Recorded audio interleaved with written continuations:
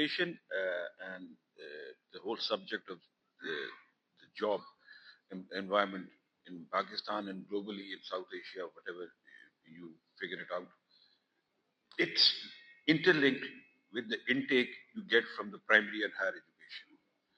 So, so it's not either or approach.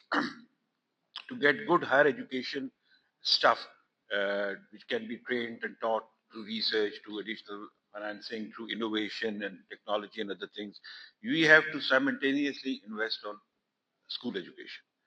So that becomes the feeding cadre of the higher education. And the best lot, because it's my belief that higher education is a privilege, it's not a right. The best should go to the higher education to learn and to have a leadership role in different sectors of learning globally, regionally, and nationally. In the last 5 years and 10 years, there is a segment of society globally who are the leaders now in technology. They have started casting doubts on the productivity of higher education sector and the utility of higher education sector in the job market. They think that skills are more important and spending 4 years in a university is not that important. So you need to know more skills and become employable, and then university is just a certificate to of acknowledgement that you are smart and competent to be there. So, but the truth lies in between. I think skills are very important, but I think university makes a person a well-rounded personality. He learns cross-cultural things.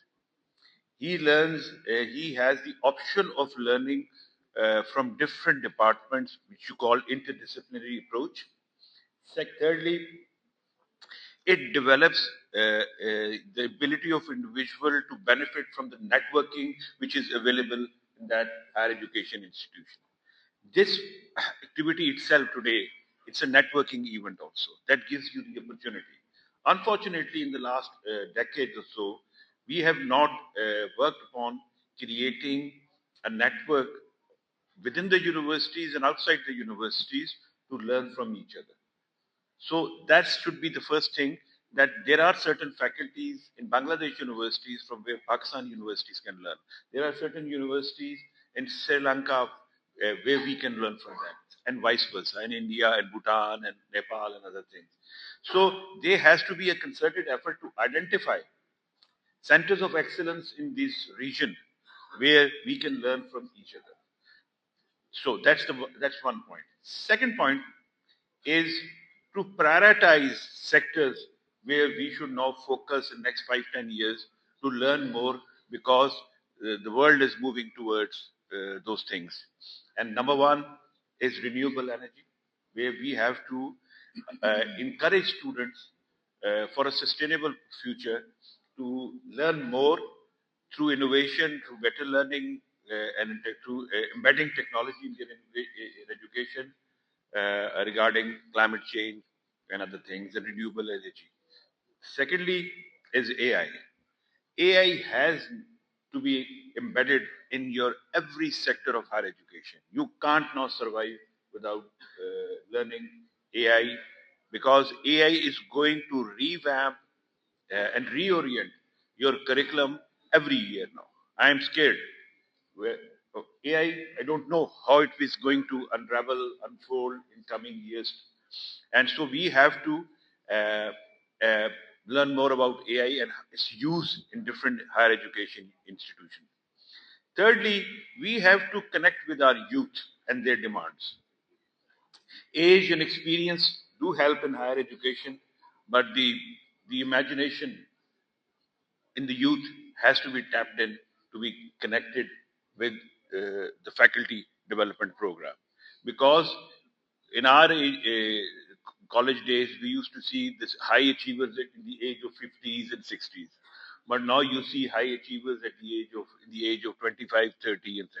So you have to tap that talent, and you have to develop a linkage with the universities of industries, so that universities should understand what is the demand in the industry, and they should develop their programs, their curriculum according to the demands of the industry, so that more productive youth is available in the market for absorption.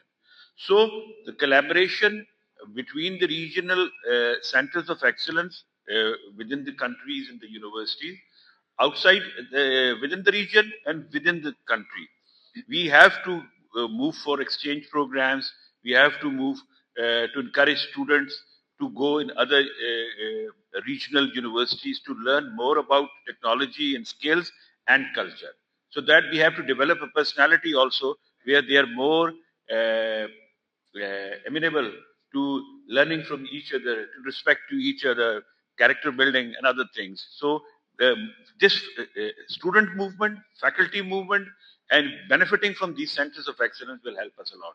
And lastly, every government has to invest more in education.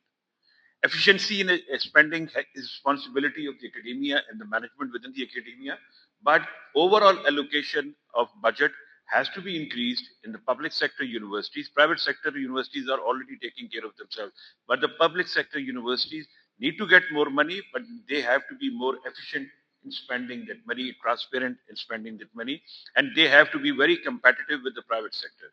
So this is the overall picture, which is in my mind, and we have to work hard, and we have to work hard on a very fast pace because time is running out, technology is moving fast, and technology again is a great equalizer also. Now online sources are available to a student in Bhutan who is equally accessing that online sources like a student of Texas. So the technology will help higher education in the coming years to benefit students